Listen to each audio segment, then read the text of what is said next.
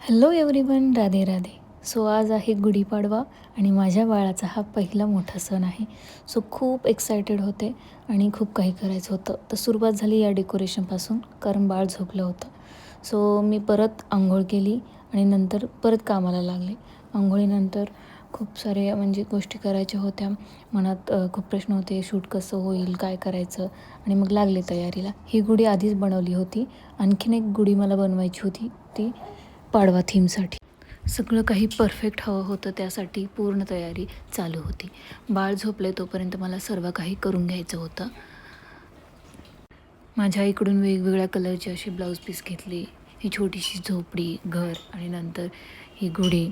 अशा प्रकारे तयारी चालू झाली. मग आईसाहेबाचा हुकूम आला की आपल्या गुढीसमोर रांगोळी काढायची. तर लागले कामाला. मग झटपट पटापट अशी रांगोळी सुरुवात केली, कारण बाळ उठल्यानंतर काही जमणार नव्हतं. सो जे काही कलर अवेलेबल आहेत त्यातून मी ही रांगोळी काढली. पिवळा रंग आमच्याकडे थोडासा होता, त्यामुळे ही असं मॅनेज केलं आणि सुंदर अशी रांगोळी बनत होती. रांगोळी छोटी का असेना पण सुंदर बनवायची होती, त्यामुळे मी यामध्ये सगळं कव्हर करण्याचा प्रयत्न केला. लिंबाची पानं असतील, हा गाठीचा हार असेल, वस्त्र असतील किंवा हे कलश आणि नेमकं नाव गुढीपाडवा हे मला कव्हर झालं आणि मला ही रांगोळी खूप आवडली.